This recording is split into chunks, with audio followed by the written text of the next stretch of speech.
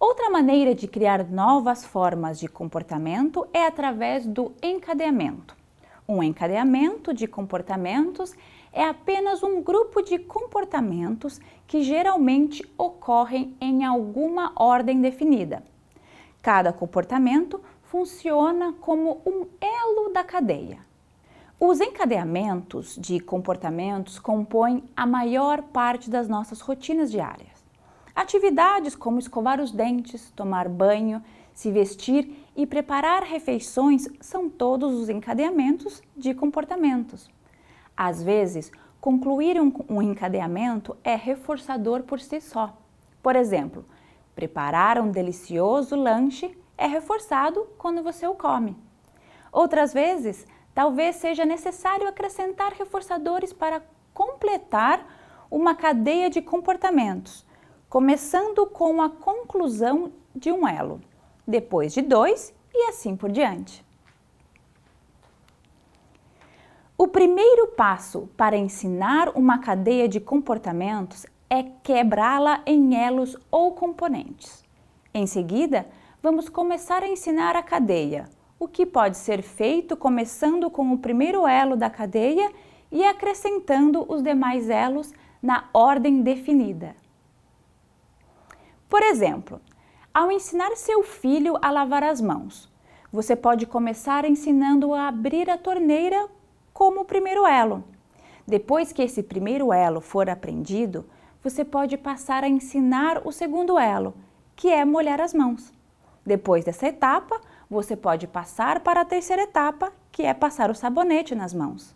Portanto, os elos são adicionados até seu filho conseguir executar toda a cadeia de comportamentos para lavar as mãos. Nos vídeos a seguir, você verá exemplos de encadeamento. Vamos lavar as mãos? Liga a água. Liga a água assim, ó. Agora molhe as duas mãos.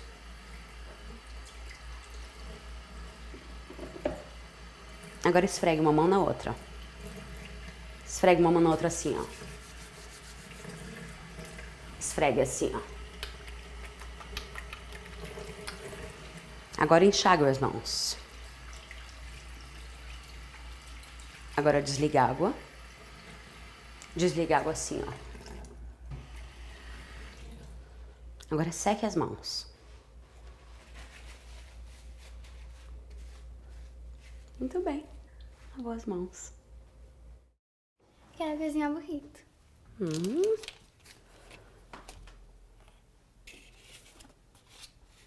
Abre a porta do micro-ondas.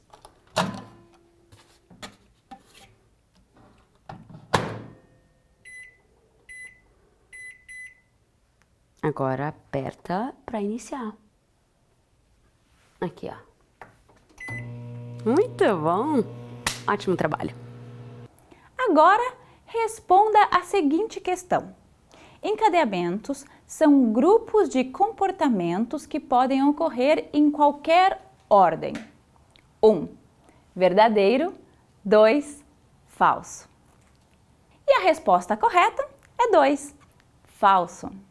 Para ensinar novas habilidades, podemos usar somente reforçamento, como geralmente ocorre nos procedimentos de modelagem, mas nem sempre isso é o mais apropriado. Por exemplo, se esperássemos que uma criança respondesse à pergunta "Qual é o seu nome?", se ela nunca tivesse dito seu nome antes, o treinamento muito provavelmente não funcionaria. Por isso, os prompts são usados com frequência. Neste exemplo, podemos fornecer um prompt para que a criança diga seu nome após a pergunta e fornecemos reforçadores quando ela o fizer. Esse treinamento continuaria até que pudéssemos esvanecer o prompt e a criança pudesse responder a pergunta de forma correta e independente. A aprendizagem de uma nova habilidade dependerá de uma série de fatores.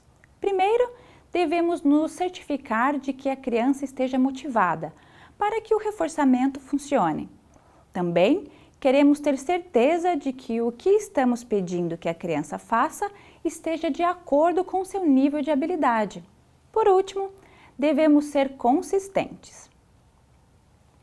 O prompt é uma ferramenta usada para fazer uma habilidade ocorrer. Você diz, mostra ou dá dicas a seu filho para que ele execute o comportamento. Para que o fornecimento de prompts seja eficaz, é preciso primeiro identificar prompts que funcionam. É importante notar que só porque um prompt funciona, não significa que será facilmente esvanecido. Por exemplo, eu posso guiar fisicamente a mão de uma criança para tocar em uma determinada figura, mas isso não significa que ela está prestando atenção suficiente à figura para fazer isso por conta própria. Portanto, o melhor é usar prompts que direcionam a atenção de seu filho para aquilo em que ele deve se concentrar. Assim que ele estiver executando a habilidade com um prompt, este pode ser esvanecido, para que a instrução por si só evoque o comportamento desejado. Essa imagem mostra algumas estratégias de prompt diferentes. Na parte inferior do triângulo, temos o prompt mais intrusivo ou intenso. E na parte superior do triângulo, temos o prompt menos intrusivo ou mais natural. O prompt físico completo ocorre quando você fornece orientação de mão sobre a mão, para que seu filho execute o comportamento desejado. Por exemplo, ao ensiná-lo a cortar com uma tesoura, você pode colocar sua mão sobre a mão do seu filho e guiá-lo para que ele corte. Se você fosse usar o prompt físico parcial para ensinar seu filho a cortar com uma tesoura, em vez de colocar sua mão sobre a do seu filho, você daria um pouco menos de apoio, segurando o pulso dele com firmeza. O prompt físico é mais indicado quando seu filho precisar aprender como fazer o movimento do comportamento.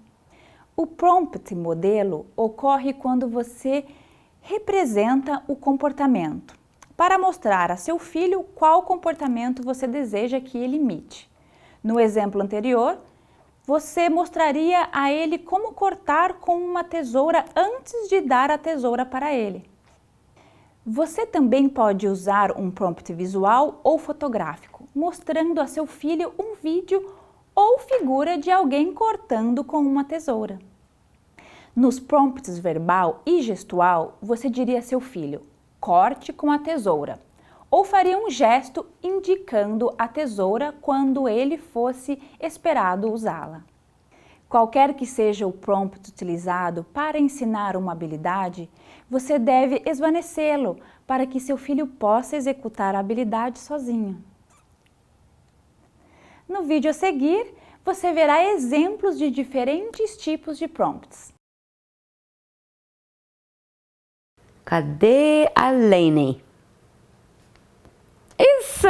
Tá aqui a Laine. Muito bem. Aponte pro gato. Muito bem. Apontou pro gato. Aqui, coloca a peça assim, ó. Isso! Bom trabalho. Então tá bom, quero ver se colocar essa peça dentro da casinha. Aqui, ó. Isso! Muito bom. Agora responda a seguinte questão. Você não deve se preocupar em esvanecer os prompts. 1. Verdadeiro. 2. Falso. E a resposta correta é 2. Falso. Como vimos anteriormente, nós usamos prompts para ajudar a criança a aprender e evitar que ela erre. Geralmente, começamos com um prompt mais intrusivo e o esvanecemos gradualmente, até que a criança responda de forma independente. No entanto, mesmo com o uso de prompts, é possível que a criança cometa erros. Por exemplo, ela diz bola, quando deveria dizer banana. Ou então, durante a tarefa de lavar as mãos, ela desliga a água logo após usar o sabão, sem enxaguar as mãos. Se isso ocorrer, Não forneça o reforçador e prossiga com a correção do erro. Primeiro, bloqueie a resposta, se possível. Segundo, forneça um prompt para a resposta correta. No nosso exemplo da banana, diga a palavra banana para que a criança repita. No exemplo da tarefa de lavar as mãos, evite que ela desligue a água e a redirecione para enxaguar as mãos. Quando a criança responder corretamente após a correção de erros, reforce a resposta correta com uma quantidade menor do reforçador ou um reforçador de menor qualidade. A meta final do ensino de novas habilidades é que seu filho use a habilidade aprendida de diferentes maneiras e seja capaz de resolver problemas. Por exemplo, ao ensinar seu filho a identificar maçãs, ele deve ser capaz de responder a diversos tipos de maçãs e não apenas maçã vermelha. Uma forma de desenvolver essa habilidade é ensinar usando diversos tipos diferentes de maçãs. Também queremos ensinar habilidades para que eles possam se adaptar quando o ambiente for um pouco diferente, no sentido de solucionarem um problema. Por exemplo, se seu filho estiver em um prédio com portas e maçanetas diferentes, você quer que ele seja capaz de mudar o próprio comportamento para abrir uma porta empurrando, puxando e assim por diante. Esperamos que nesta unidade você tenha obtido informações úteis para entender melhor como seu filho aprende e ser capaz de ensinar-lhe novas habilidades. O primeiro passo é entender por que uma determinada habilidade não está ocorrendo. Por exemplo, a habilidade precisa ser ensinada? Ou será que seu filho não está motivado? Entender o porquê ajudará a saber como ajudar seu filho a progredir. Como já discutimos, o reforçamento desempenha um papel fundamental na aquisição de novas habilidades. Portanto, a identificação e o uso eficaz de reforçadores é outro passo importante no ensino. Além disso, quando estiver ensinando uma nova habilidade, lembre de fornecer prompts ao seu filho e corrigir erros. Finalmente, praticar a habilidade o máximo possível pode ajudar seu filho a ser capaz de usar a habilidade em diversas situações e ampliá-la para desempenhar cada vez mais habilidades. Na próxima unidade, continuaremos a falar sobre como você pode ensinar habilidades a seu filho. Desta vez, através de brincadeira.